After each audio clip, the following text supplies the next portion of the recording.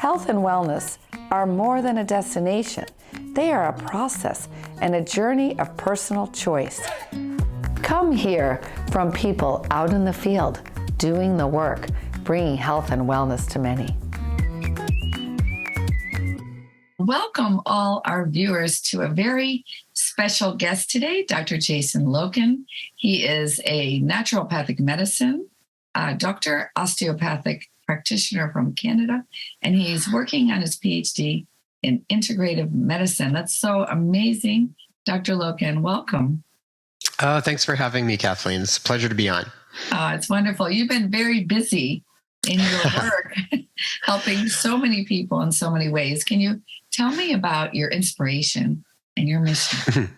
Well, it's funny you even say inspiration. That's the name of our podcast, is Inspire Health Podcast. Nice. And that's kind of why we even named it Inspire Health Podcast, because you know that feeling when you get really genuinely inspired about something? I mean, for me, when I get it, it's like my body lights up. I get kind of tingly.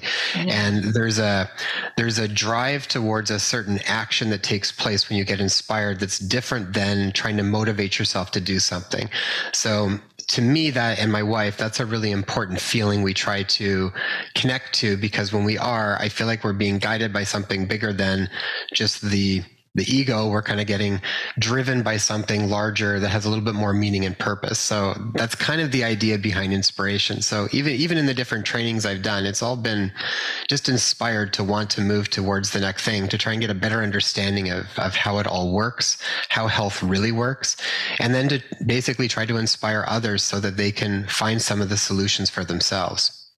So tell me a little more about your professional background. Like what have been the highlights that have brought you to this moment?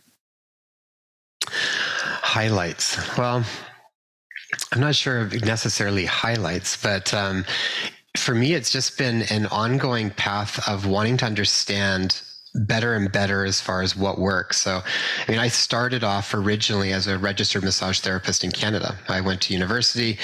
I had injured my back pretty bad. I was in the program to go into physiotherapy. I had looked into doing that. And then when I hurt my back, I actually went and got physio, and it just didn't work the way that I thought it was going to. And it made me think like I was going to be bored if I was doing just this, like putting a machine on my back the whole time.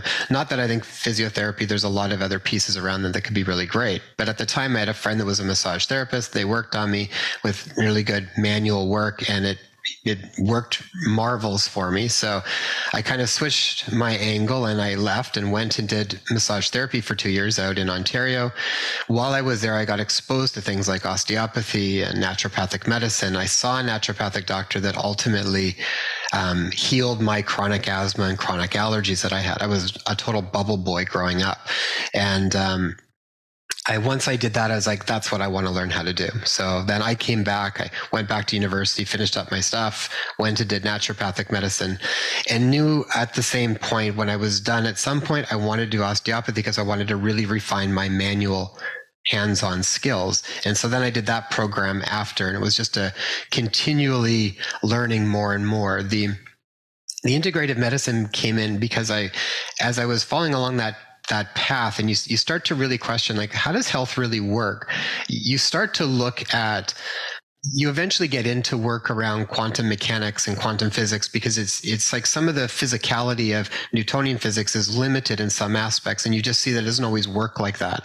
So then I was starting to look for what else makes sense. And so the integrative medicine program integrates that concept of viewing medicine through the eyes of more quantum mechanics and looking at it from a different lens than what we've seen sort of traditional medicine. So that's been really exciting for me, because I was reading about all these different people, and Dr. Amit Goswami and Greg Braden and some of these different people and what they were talking about, and Bruce Lipton. And then I kind of found a program that integrated a lot of the work they do and going well beyond.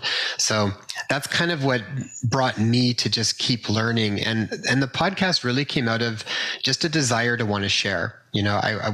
Particularly, I was really interested in just wanting to share information that I felt was really valuable, that was valuable for me and for my wife, because she joins me a lot of the times too. And we just wanted to share that so that others could could hear our stories and we could have conversations with people that we thought were interesting and needed to be heard. Beautiful. Tell me a little bit. I love what you're saying about quantum mechanics. For the viewers who don't know what that means, I know what you're talking about: body, mind, and spirit, and another, that they all influence each other. But how would you go a little further to explain this multidimensional, reality we live in? Yeah, I think the one biggest thing that, from my perspective, that quantum physics started to shed some light on was just that we are much more than the physical body. And we've lived in particularly medicine, we very much lived in a biochemical world, which is absolutely correct on a certain level of reality. It totally is. But there's a lot of other layers that ultimately influence that physical world we live in. So whether that's in our health, or whether that's in what we draw into our world, or the experiences we have, how we perceive our reality, all of these things are influenced. What I like, I think, particularly around quantum mechanics, is that it lets us know that there's always an ongoing relationship called entanglement between when we interact with other people. So the dynamic that we have, say, from a doctor-patient relationship, that dynamic is a big part of the healing equation, right?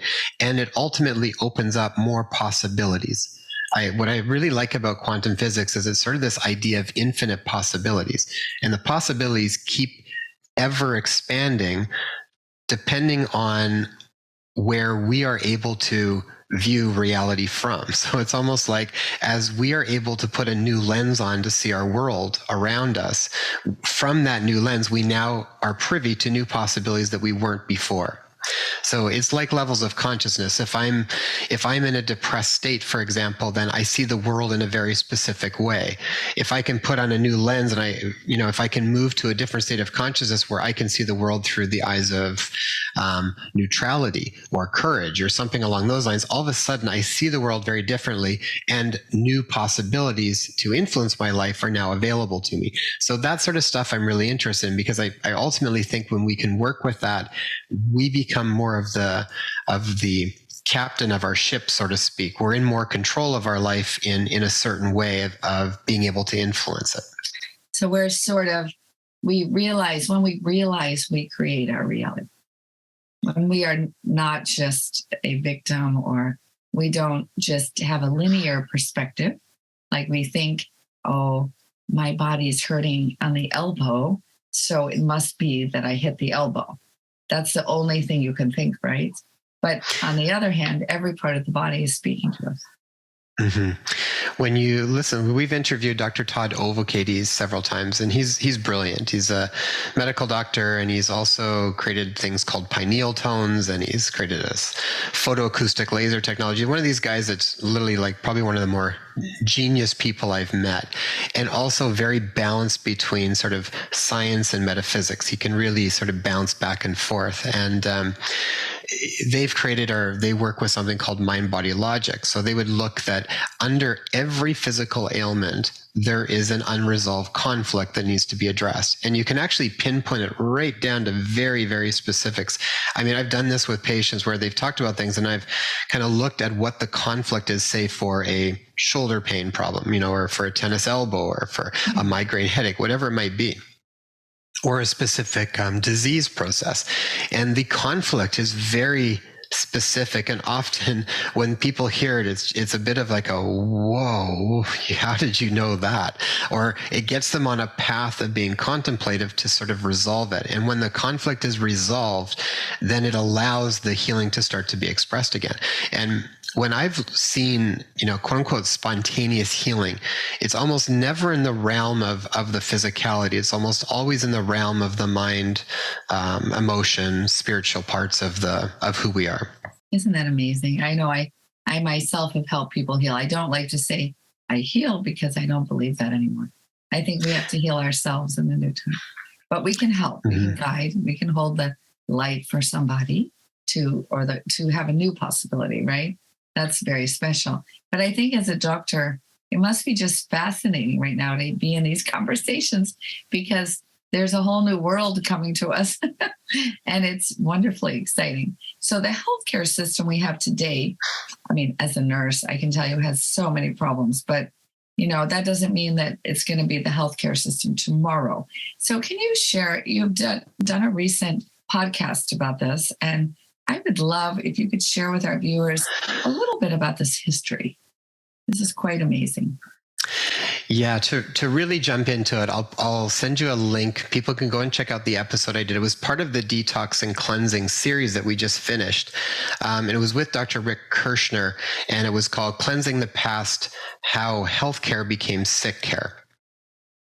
He did a really deep dive into this, and he did a documentary. It's a free documentary on his website where you can go and watch it and learn the whole sort of history of how it changed. But he went into a lot of it, and we had a really interesting conversation about a lot of pieces of it. But I asked him that specific. I was like, when did it all really change? Because, I mean, for eons and eons, really natural medicine as we knew it was the main medicine that was available to people. And for a long time, when what we now know as conventional medicine even started to try to get a foothold in things and start to come, most people didn't want to see them, because at the time it was really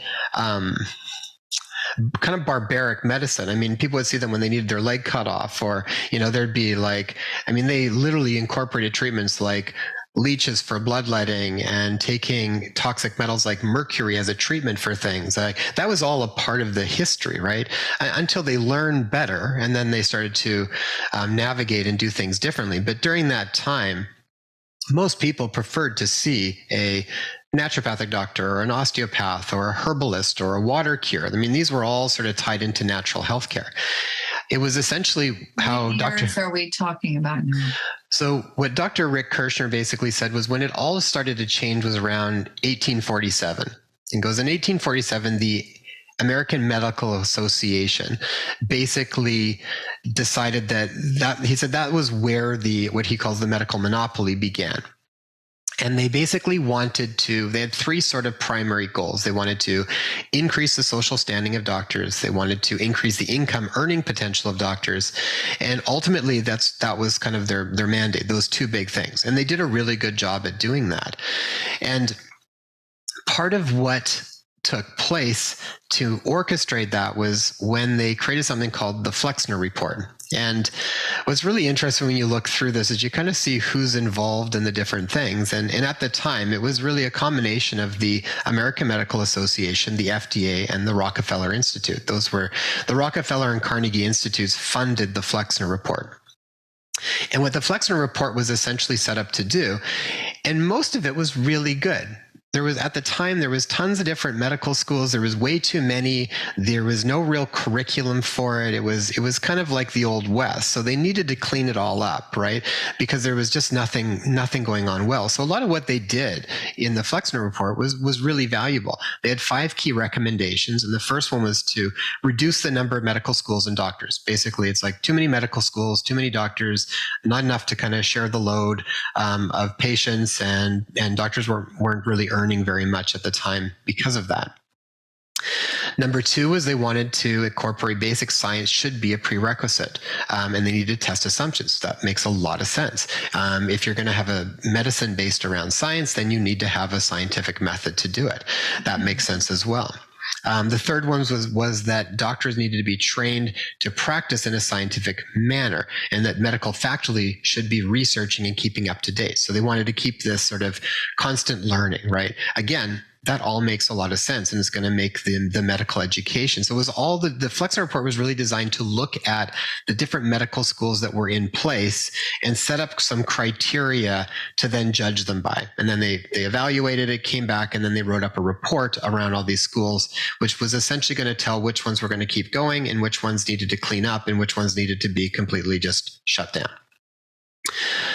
Where it started to get interesting was in the fifth one here in a bit. But the fourth one was give medical schools control of clinical instruction in hospitals so that more clinical experience and they would have a wider range of experience. Again, that makes sense. It's like you want to have, I would have loved that at the time. Most doctors want to be able to have clinical experience in hospitals. So all of those first four make a lot of sense, and we're really on the right track. It was the fifth one that put in was the one that really had nothing to do with improving medical school education. It was a bit more of a power grab that kind of decided then who was going to have control over things. Again, with the fourth one, the other problem was that only schools approved by the AMA were allowed to offer this kind of experience to students. So if you weren't approved by the AMA, you wouldn't get the experience of working in hospitals. The fifth one was to strengthen state regulations of medical licensure so that only grads from AMA-approved schools could be licensed to practice medicine.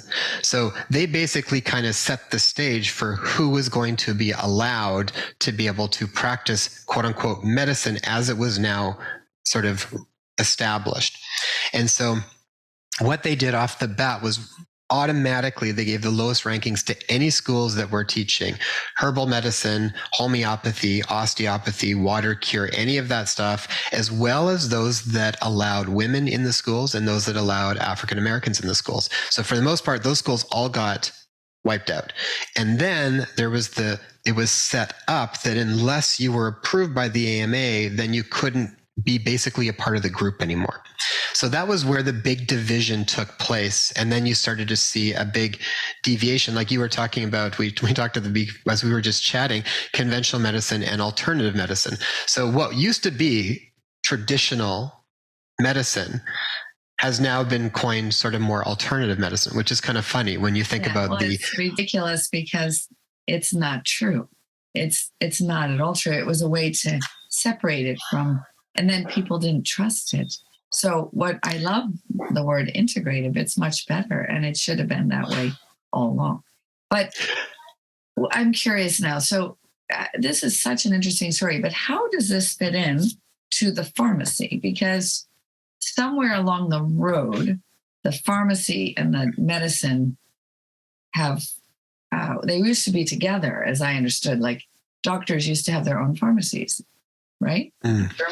Well, I don't know all the details on all of that, but I think it still all ties back to the funding from the Rockefeller Institute. It was kind of a decision on where do we want to go, and then what type of medicine are we going to be offering. Yeah. And so when it basically became, I think, more money can be made if we move in this direction, they could see a potential for a lot of gain to do that and a lot more control over it. So from my understanding, that was kind of still the beginning of where all of that started to happen. It was funded by the corporations that controlled a lot of the different sort of ways of making medicines. I mean, Big Pharma kind of became a part of that too. How Rick Kirshner said it was like the AMA ran the club, the FDA was the bouncer, and the Rockefeller was in the back room counting the cash. That's how he kind of described the combination of the three of them. Wow. And most people are not even aware of this. No, I mean, even going through naturopathic medicine, you learn of the history. We learned of the Flexner report and sort of how that changed medicine as we knew it, and how that kind of created the shifts that we see now. But he did a really good job of really investigating it and going through it in quite good detail. And his own documentary is literally, I think, 2 hours long that just goes through all of it. So it's a really good one to kind of get a good picture of the history, as well as what some of the original founders of natural medicine talked about, right? Which I think is super important because medicine is so different right now. I mean, medicine right now is very much a disease-focused medicine. And it makes sense when you think of it from how it's shifted. It's like, it's very much a pharmaceutical-based industry. So if you have a disease, then you can make a medicine for that disease. You can have an ongoing, medicines for everything. And I think we often end up just keep making up new diseases that people have so that we can create another medicine for that thing. And often it's just fine tuning old medicines and changing them around a little bit. So some medicines are necessary. They're wonderful. And the basis of medicine was natural medicine. Originally, right. They would take plants and herbs, and you saw the doctors, they would have, when you go to old pharmacies in Germany, you see them all these little herbs and everything. They would make their little whatever drug they needed for their patient. But somehow we lost touch with nature. That's what I want to talk about now. So when we get a medicine, it's not aligned with our frequency, right? It's a synthetic. Can you talk a little bit about that? Because I'm a nurse, so medicines are absolutely necessary sometimes, but a lot of times they just kind of put a Band-Aid on a problem and they never get to the problem. I think it's defining the pieces of medicine, because I think all of it has its own forte and its own place. I mean, yeah.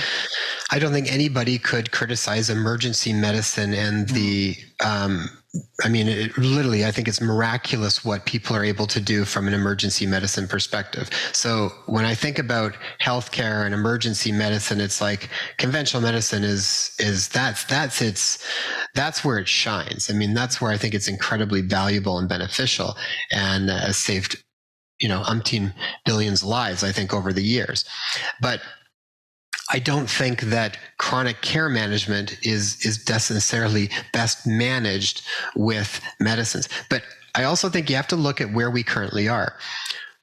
I always think of it like a spectrum. So if people are pulled way over here or way over here, sometimes they're so out of balance, like they could not just go off their medicines. They would probably get really sick or die, or something bad would happen because they've been so out of balance. So you can't just say, get rid of all medicines and this, like that conversation in my mind, when people get into that, it doesn't make sense, because that's not really looking after the best care for the individual. There's a transition that needs to take place. And right now we've been dependent on a lot of medication. So we don't take full responsibility for our own lives. I think that's a big piece of it.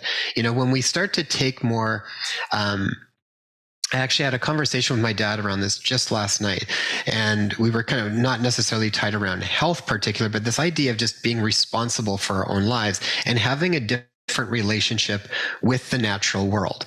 So it's almost like, I think, when we are living in accordance with natural laws, and having a respect for nature, and how we would often say, even seeing the sacredness in all things. When we do that, everything we do in life changes. We're not governed by having to make lots of money, or by greed, or by any of this sort of stuff. When that becomes your main focus, you can't help but change everything you do. So it's almost like if it wasn't just about money, and it really was about ultimately trying to care for the individual, what would medicine look like? I think it would look very different.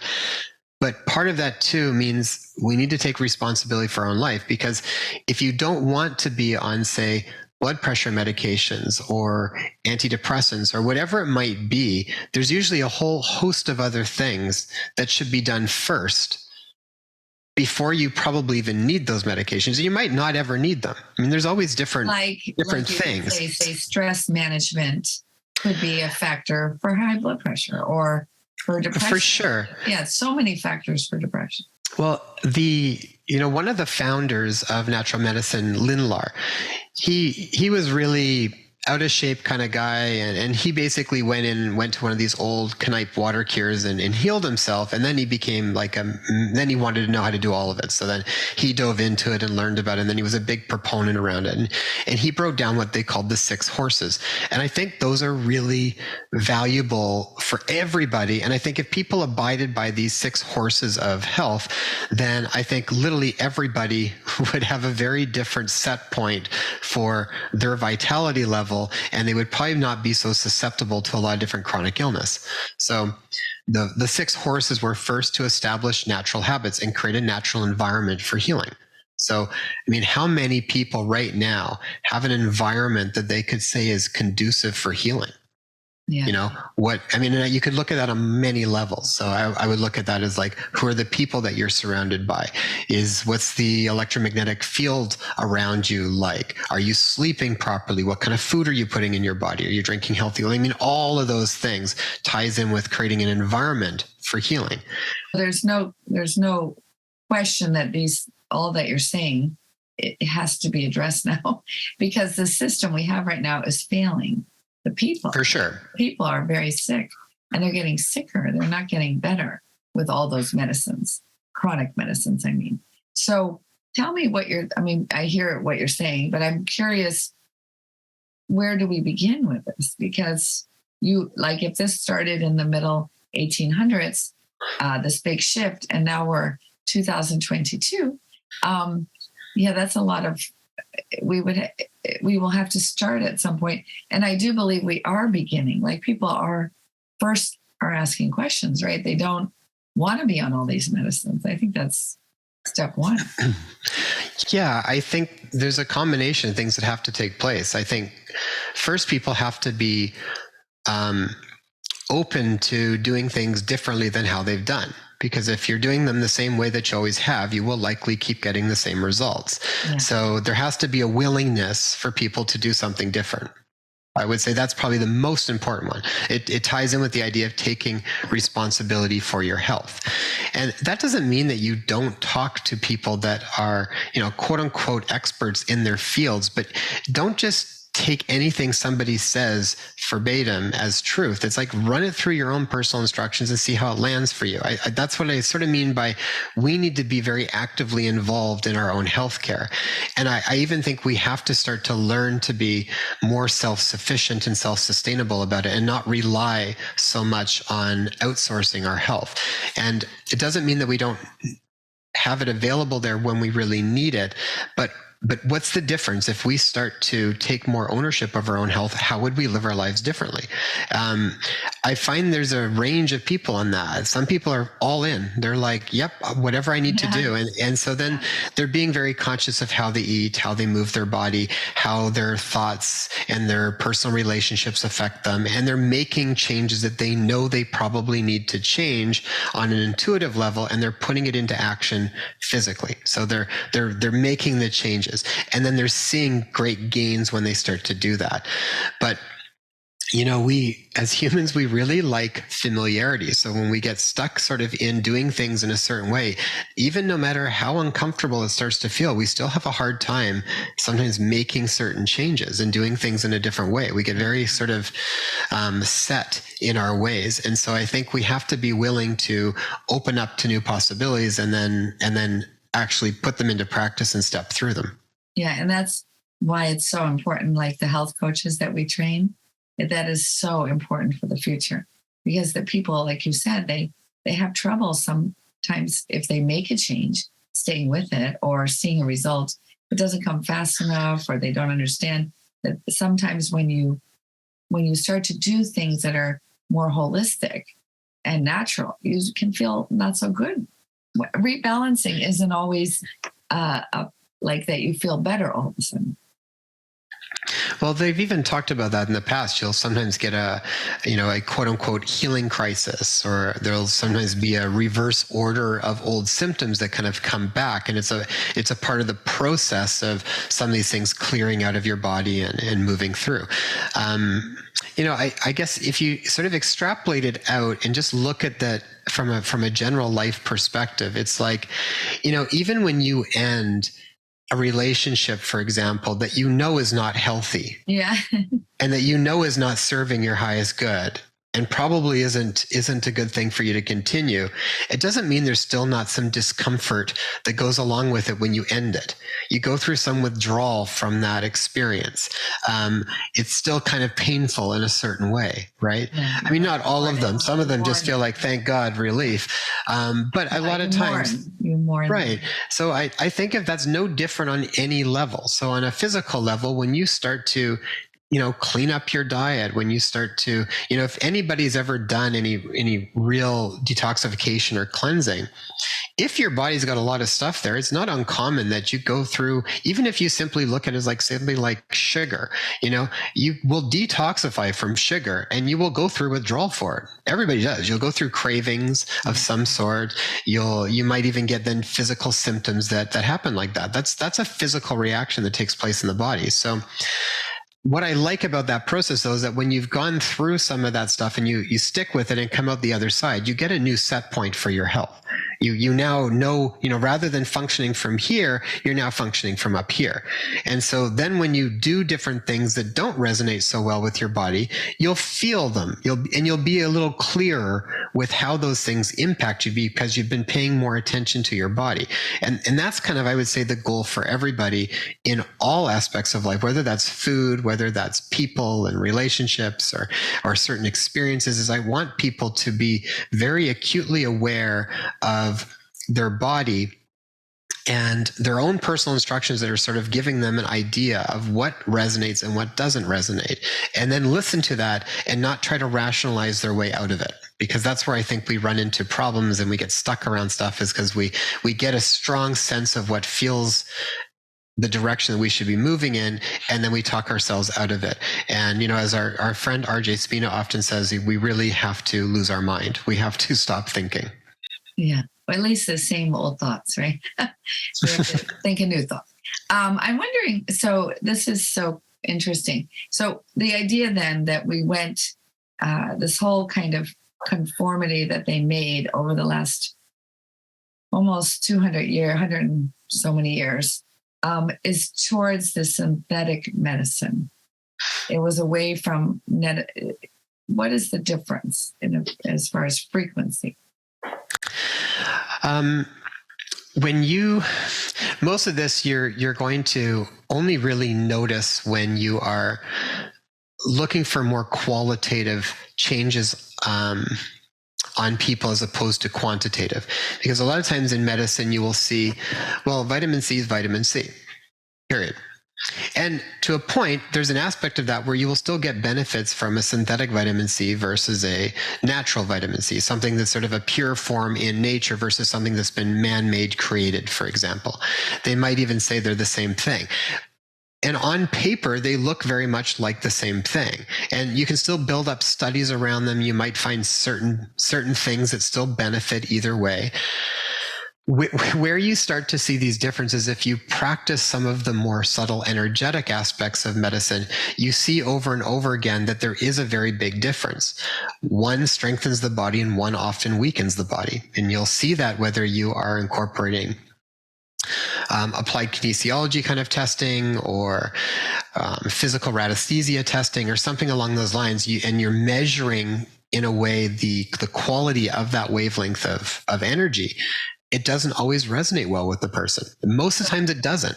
Yeah, so we're comparing it so if we had to say the human body has a frequency and nature has a frequency, and we understand nature, but our body sometimes has to work at a synthetic because it's actually a totally different frequency from what I understand. And that frequency doesn't always correspond to our frequency. In fact, it can be toxic. For sure. I think over time, that's what we do find, is that we become toxic. But it's an interesting thing, because I feel like in many ways that concept around synthetic is playing out in a bigger picture too. Yeah. We literally are starting to almost live in a synthetic reality as opposed to a real natural reality. I mean, we often live on our screen, and if you check how many hours are you spending per day on your screen, I mean, even now to the nth degree is this idea of this metaverse where you are literally living in a synthetic reality. To me, it's like, and what I've found is that the more that you untether yourself from anything that is more of a synthetic reality and connect back to nature, your whole life starts to change. And I mean, you think differently, you see the world differently, you things mean to you in a different way, your priorities change. And it's not something I can just tell you. It's something that really is experiential. It's almost like you need to detox in some ways from anything that's sort of synthetic, connect back to something that's more naturally in alignment. Nature will always be naturally in alignment. We are connected. We are part of nature. So anytime that we can be more in nature, more connected to nature. And when people are so wrapped up in a synthetic reality, it's uncomfortable for them initially because they're actually become more in resonance with the synthetic reality than nature. So it feels uncomfortable for them. If you get someone that's been really go into nature. Yeah, initially. So it's like if you take, say, you know, you take a teenager that's been wrapped up in gaming all day and you try to take them away from gaming and then tell them to come for a walk in the forest or something, right off the bat, I mean, I can tell you this from firsthand experience with my stepson who's 17. There's a discomfort around that. Like, doesn't like it. It's uncomfortable, just wants to get back. But if you give that time, they will then eventually start to get more back in resonance with that, and then the enjoyment starts to come and things start to shift and all that sort of stuff. It's no different. In one interview we talked about this in a different way. It's sort of like if you're out of resonance, it's too much of a shift to go from here directly to here. It's like we used to do some music therapy with kids, and if kids were really like go, go, go, hyperactive, you couldn't just put on really soft music and bring them right down. You'd start them up here by putting on some kind of like, dance, salsa kind of music, and then you transition them down. I feel like this is no different than what's going on right now. People are often very much addicted to a lot of synthetic reality, whether that's medication or even synthetic supplements or synthetic sort of reality of what you're spending your time in. There needs to be a transition to gradually get out of that. But at the same time, there has to be a willingness to want to. And that's sort of where I think it's interesting, because to me, I feel like there's a big deviation happening. You get some people that are very much wanting to connect more back to nature and have more of natural experiences. Not be so connected to devices and digital reality and all of this kind of stuff. And I'm not saying that's bad, but I don't think that it's ultimately in the highest good for our body, but taking away good or bad, I think all things are ultimately experiences. Right? You talked about energy. It takes our energy. It doesn't give us energy. So and what I would tell people to do is know it themselves. Yeah. Like, you have to have these different experiences to then know it. Otherwise, it's like we're just running around information that we've heard, but we don't really know. So I think we're in a time right now where people have to have very direct experiences with things and not just the thinking process of it. We have to kind of have experiences and then recheck our body to see how it actually feels. Yeah. I think that's a really important part. So it's very interesting in COVID, because everyone, on the other hand, one hand, they were on their devices, but on the other hand, they were much more in nature. They were going on walks. There was nothing to do when we were in the lockdowns. So I found that really exhilarating, because we were connecting. A lot of us, I mean, I had already been doing that, but many people I knew were getting a lot of new energy from that. So I thought that was kind of amazing, actually. So yeah, there was a huge benefit to that aspect of it. I mean, there was a lot of stuff that I think went on during the COVID times with all of that. And I remember seeing that too. Everybody was out going for walks and spending in parks because they had all this time. And I talked to patients too, where they said that was actually my relationship with my husband got better. My relationship with my kids got better. And then she was into getting depressed and anxious because she was going to have to go back to work. And she realized how much she didn't actually like that life that she was doing, that because of that pause, she got a break to relook at things anew and then make different decisions. And so then she did make very different decisions after that, and that's sort of what I'm talking about. How do we kind of hear that internal longing and then put it into action? How do we do that? Doesn't mean everybody can just quit their job and do something different, but I think we need to take heed when that comes in and try to work with it and figure it out, not just kind of keep putting it to the side for later, because you never know how long later is going to be. So, Dr. Loken, this is so amazing. I love this conversation, because it really can give us hope for the future. So if we summarize that we have created this disease-oriented model, and, people are getting frustrated. They don't know where to go. They're not feeling well. They ask for more now. So we talked a little bit about going back to the natural maybe would be an option, but maybe in a new way. Can you speak about this? Yeah, I think that ultimately we're moving back more and more to a reconnection with nature, or not. This is where I think we're kind of having this sort of division. People are kind of picking almost like a camp, but it's becoming more clear. To me, it's like, do you want to live more in a disease-oriented healthcare system or more of a wellness-oriented healthcare system? And because even that concept affects things. When our focus is on a problem and a disease, we tend to create that problem disease, and it comes into fruition. If we are focusing more on health and wellness in that direction, then we will gradually incorporate more of that into our life. So when we talk about sort of a synthetic to a natural, it would be along the same lines. Most of the synthetic medicines and stuff that we use is tied very much to a disease model of healthcare, right? Or sick care. Whereas more natural remedies are what we tend to use to move more towards a focus on improving our health. Not just natural remedies, but diet and lifestyle management. All of that is right. Well, and prevention to me goes hand in hand with just focusing on wellness. Even the idea of prevention is tied in with the disease model, because we're kind of focusing on what are we trying to prevent? We're trying to prevent a disease. So it's really around, I don't even like the term prevention anymore, because I just want it to focus on healthcare. I want it to focus on how do we live optimally? How do we support our innate healing abilities? And what are the things that we need to be aware of and sort of clear and focus on in order to create that ultimate state of wellness? So it gets people then to start to look beyond just the basics of physical health. So outside of proper sleep and diet, and I would say the big ones are just like changing. You got to work with all of the stressors that affect your life. Those are such a big one that I think is probably at the biggest part. Like, we don't create that first pillar that Lindlar talked about around creating a natural environment for healing. Most people's environment is set up for disease, not for healing.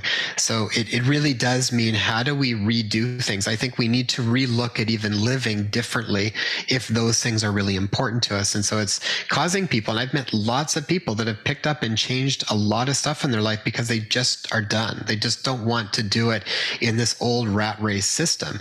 So it's looking at new ways. And part of what's interesting is this is a new step. I don't think anybody's done this yet. So we're really like pioneers in what can this even look like? What is this going to look like? I think we're creating it as we're moving forward. And to me, this is really exciting to be a part of what is this next wave going to look like? What does it look like to have a system that's truly based on wellness, right? Being aware of how the mental, emotional, metaphysical, the spiritual bodies all impact our physical health and our physical realities, and being aware of that and an openness to addressing it and to working with it. So, for instance, in the middle of the last century, Dr. Rife, he made a machine. Well, Rife. Right. He made a machine that was looked at the exact same time antibiotics were discovered. So it was very interesting. And they had a choice. They could go with because what we do know now, what quantum physics is showing us, is that we are vibrating strings and strands of energy at the base. And that is what our body is mostly made of, space and frequency. And so if you're healthy and well, you're living at a very high frequency.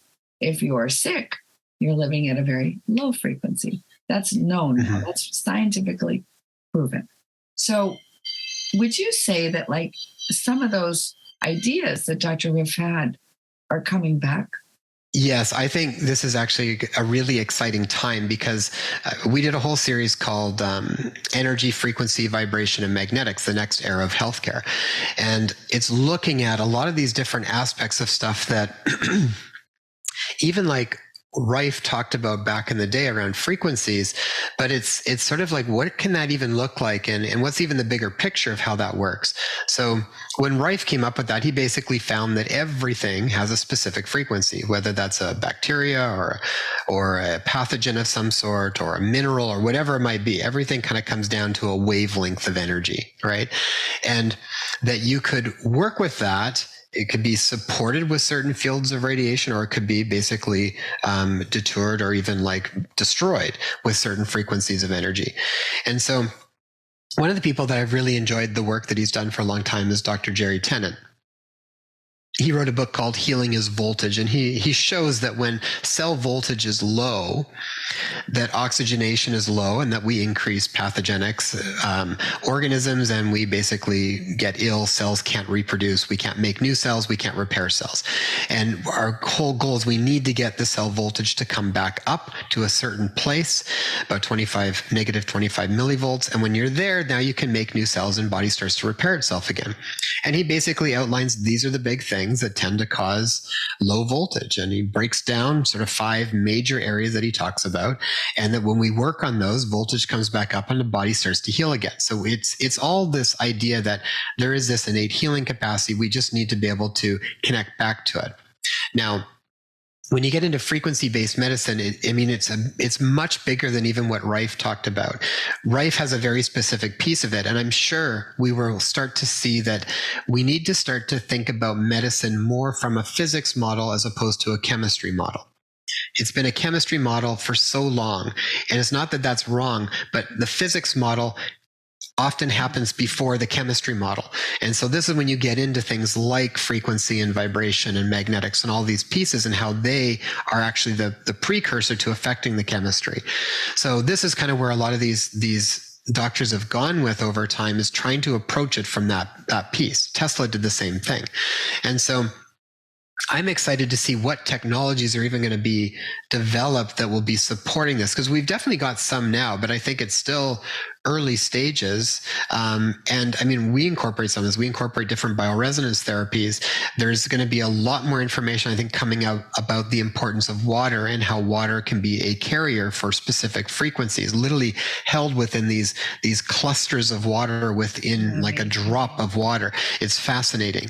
And that you can actually embed or imprint frequencies in water, and then they can carry that frequency. This is part of the premise of how even homeopathy worked before. So I think we're going to see a lot of neat technologies that are going to work on these, what we call subtle energy levels. I'm currently doing a program in biogeometry, learning more about that. And they call it the physics of quality, because you are looking at how everything that has a quality in nature has a direct experience on us that we can't measure so well quantitatively, but we're needing to sort of look at things from a different perspective. So everything from design principles is rotation and color. All of these things have a wavelength that can be beneficial for us or not so beneficial for us. It's fascinating. So I think there's going to be a lot more stuff coming out. Something different.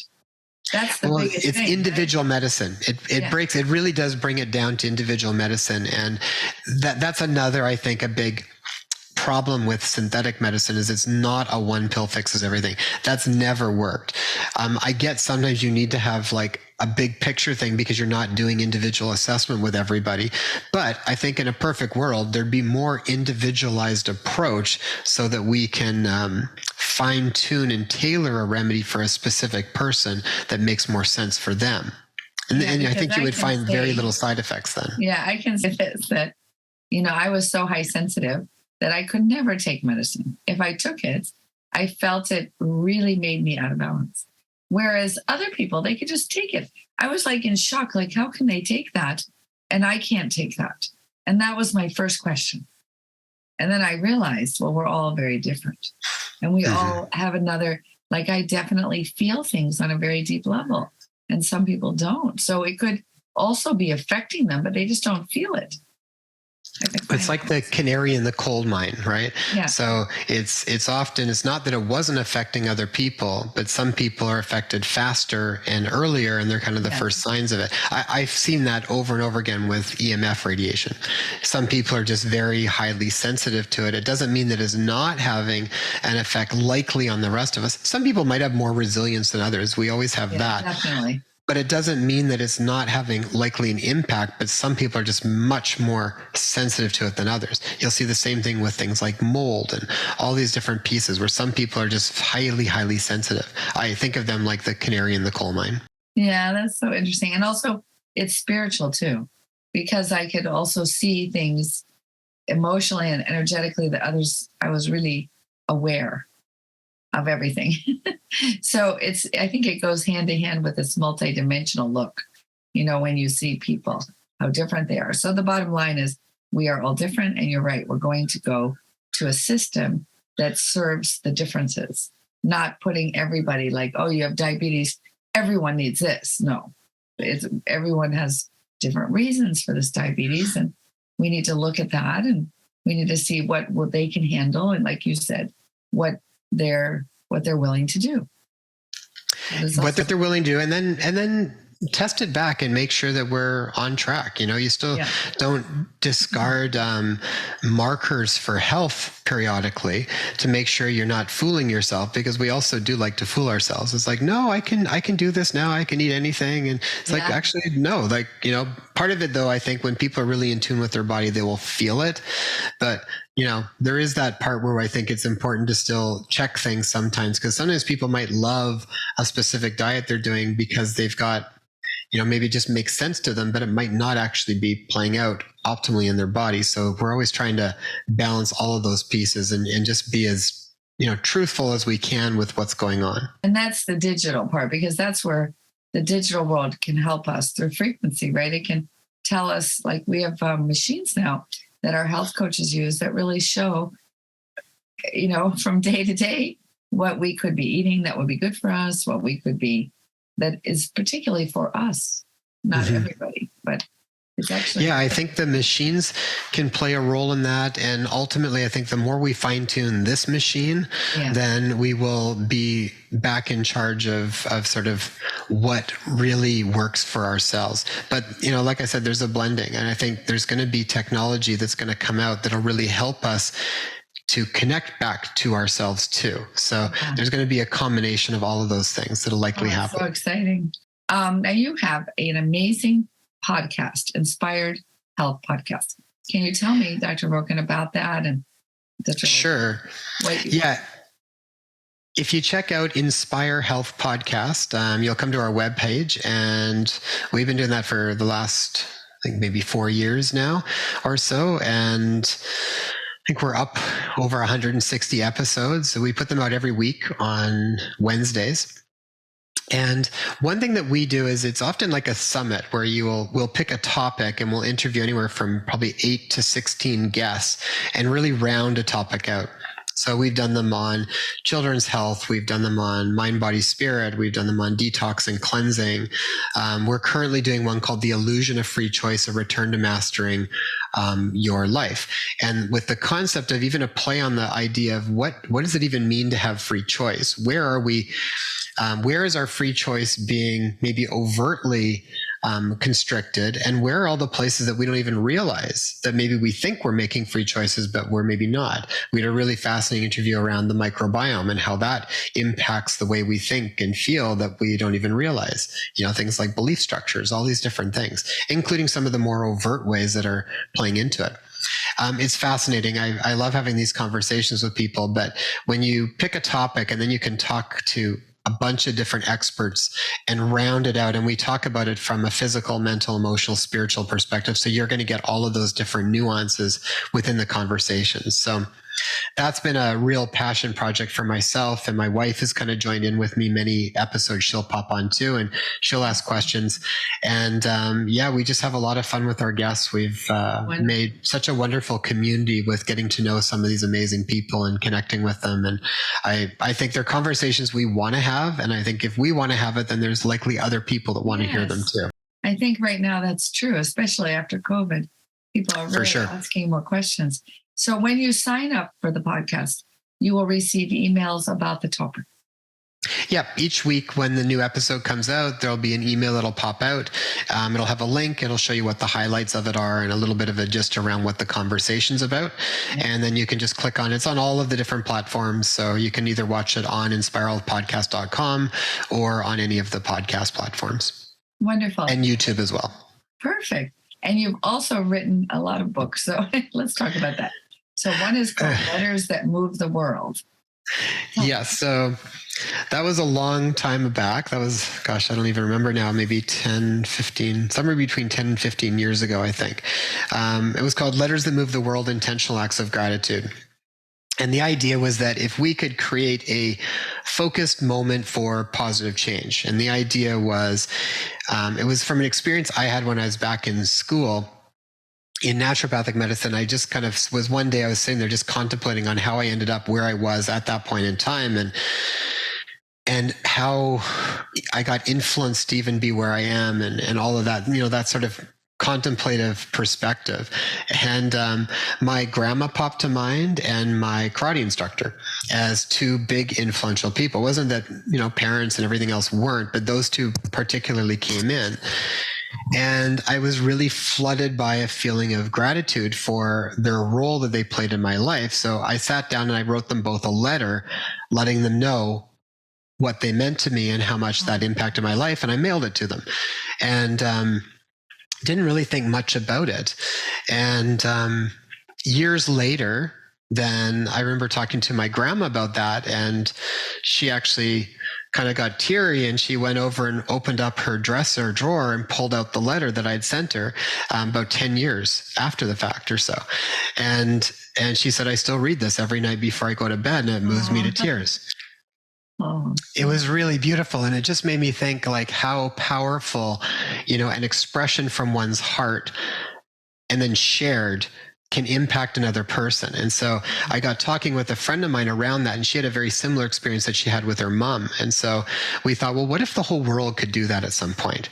And that was when we decided that was the birth of the Letters That Move the World. So we wrote a book basically walking people through the process of being able to get to that place. And then the idea was that at a specific time, everybody would actually send those letters. So there'd sort of be this, 24-hour to now it would probably be like emails, but it could be a real letter, but that there'd be this exchange that would be taking place where you just see these letters traveling all over the world for a period of time, and people opening them and reading them at the same sorts of times around the world. And what would that do to a shift in consciousness on the planet if we could do that? So that was kind of the premise of that book. Well, I like the fact that I love the idea of it. And I like the fact that they're from the heart and they're about the emotions, what people have meant to each other. That's so beautiful. The second book you wrote, or the one, was From Understanding to Knowing. So that was more of a book on health, kind of breaking down, unlocking your path to health. So it ties in with the other book I did called The Top 10 Lab Tests. So the Top 10 Lab Tests is within Understanding to Knowing, but then I also go through all the solutions. So once you actually assess, what I kind of found were some of the really important basic labs that people should do that were out of balance on almost everybody, and that played such big pivotal roles in overall health, that if you and there's a big difference between what is considered normal and what is considered optimal. Yeah. And so a lot of times people are told they're normal, but they're not optimal. It was the idea around, so often you would go to your doctor. I heard this all the time. Yeah. I got all my blood work back and I'm told everything's fine, but I still don't feel fine. Yeah. And so that was kind of where it happened. It really was my sister, after her second child, was not doing well at all. And I asked her to get some blood work stuff, and she said everything came back normal. And I'm like, well, it's not even close to normal. Like some of them were even borderline anemic and, really, really low levels, because some of our reference ranges are ridiculous. They're like really, really big. So the idea of that book was to first, here's some of the top lab tests that I think people should get checked, that tie in with specific nutrient markers, inflammation markers, certain things that are not routinely checked. And then look at them from a perspective of optimal as opposed to what is just considered normal. Get those into balance and then see what changes, because a lot of these nutrients play into hundreds and hundreds of different reactions in the body. So if you're kind of on the low side, systems are going to struggle a little bit. And so that was kind of the core of that book. We see this from just the depletion of the nutrition in the food, right? The also so much, yeah. Yeah. So it's almost like if people don't start to do something else, they will eventually break down much faster. Everybody. Yeah, and it's to give people a marker. Sometimes I find people need a physical marker to motivate them to then do something different. Yeah. And so that's why I like sometimes testing certain things, because it sort of says, okay, here's where we are, and that's great, because that's an easy fix, right? Or that's an easy thing to kind of move towards here. So now we know, and we can move there. We're not sort of monitoring sickness markers. We're monitoring markers to move towards optimal health. So if someone comes to you as a naturopathic doctor, you will automatically do different kinds of tests. Well, it depends on what the person's coming in for, but it's not uncommon that we would run some different testing to get a broader perspective of what might be going on, to fine tune for that person what they may require. Like even more like inflammation, like you said, and other kinds of things that show, right, maybe even in the gut, more specific. For sure. I mean, when it gets into the world of functional medicine testing, it's unlimited. You can look at just about everything under the sun. So it's trying to fine tune for that person based on their experience and their symptoms and the intake that they fill out. What do we need to do for them that makes the most sense? So you're just navigating for them what we need to look at that's likely more related to where their problems are. It's wonderful. So if people who are listening and they're having issues and they're not getting answers, they can always look to functional medicine or naturopathic medicine. I think it's a really good choice now in the world to start to make that choice, because it's up to us, right? Yeah, absolutely. And get a sense when you're checking things out if the practitioner resonates or not, Yeah. There's lots of times where, I've seen lots of different practitioners over the past, and, some worked really well for where I was at and some very much not. So, you want to be open to hearing what people have to say, but also run it through your own sort of system to see if that's a good fit for you or not. Yeah. And do that with your medical doctor as well. It's important that you have a good relationship with whoever is going to be assisting you with your own health. It's so important. So tell me, I guess just to end this, like, it's just amazing your work, but obviously you're concerned that part of wellness for you is this whole advancement of consciousness, that things are really going somewhere new or in a new way that we've never seen before. Mm-hmm. Speak to this. Yeah, well, I think we go through transitions, and I feel like we are definitely, and this is partly through even in the podcast when we were doing a deep dive into just trying to understand even what was going on from a more of a metaphysical perspective, more of a spiritual perspective. And we talked to lots of different people, everything from scientists and doctors to shamans and traditional native elders and all sorts of different people. And what we found was that certain people knew this shift was taking place at this specific time. A lot of the indigenous elders were very much aware of what was going on here. A lot of shamanic practices knew there was transitions going on in different cultures all over the world. Like the Mayan calendar, right? It ended. Yeah.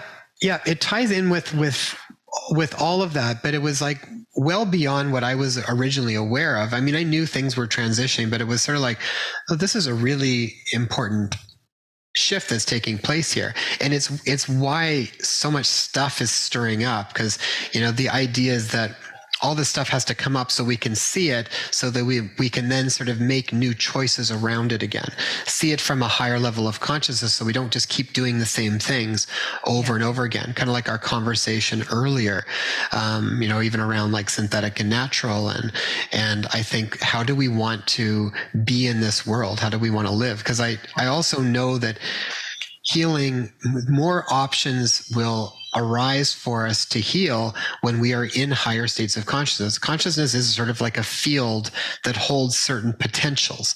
So if I'm in a field of fear, my field is very small and I've only got a small amount of possibilities I'm going to be able to access within that field. If I can move to a larger, more expansive way of viewing my reality, like I said, like from courage or from neutrality or from even like from something as high up as like love, which is a tricky field to stay in. But if we can do that, we see things very differently, and we then innately will make a different choice because we can see the world from a new perspective. It's hard to make new choices until we can really see it and feel it differently. It was part of the whole idea of even the letters that move the world. When you are really embodied with love and gratitude, you see everything differently. You forgive people almost automatically. It's like those frequencies cannot exist within that frequency. So when you think of things from like a frequency-based medicine, consciousness shifts, you're in a different frequency, and then whatever is below that doesn't hang on anymore. And so I think that's partly what we're doing, is keep shifting in that, because I think ultimately that is really what unlocks our innate healing ability, is when we can move into these less constrictive states of consciousness. Doesn't mean we don't go in and out as human beings. We fluctuate with everything, but the base stays a little bit in a different place, right? Yeah, and we're obviously, something is happening, because people are changing very fast, and they don't even know themselves anymore. That's the sign that they start asking, who am I? Wait a minute. Like you said, I don't want to go to that same job anymore. That's just so boring. It doesn't serve me anymore. So when people start to ask those questions, and they start to, see, like you said, a new world, a new possibility, and we all do this together, it's going to be a different world. Oh yeah, we are all in the process of creating a new world for all of us. I mean, I've got little kids, so that's I have a 5 and a 6-year-old, so that's been a big impetus for me to do whatever I feel like I can do to help usher that in, so that they live in a different reality. I don't want them to be in a reality that's incredibly controlled and monitored and all of those sorts of things. I want them to have freedoms for how they choose to live their life, how they choose to work, how they choose to practice medicine, what they want to put in their bodies, any of that stuff. I want to make sure that they have those choices. So that's a big motivation or inspiration for us to keep doing as much as we can to usher that in. Beautiful. I wonder where you see yourself in 5 years, 10 years. Where do you see Dr. Loken going? I think still on the same sort of path. I just think maybe in just a bigger way. I feel like, I didn't get into this profession to do the 9 to 5 and then to retire and do all of that. I have no desire to retire. I want to keep doing this. I think we'll just keep building more and more momentum around it. And we'll be able to start to have a bigger and larger impact. So that's kind of my goal. And I don't even get too far thinking down the road, because I like to stay in, because it's almost like what happens is when you're staying really in the moment, you will get inspired around something, and then you want to follow that until the next inspiration, and then until the next one.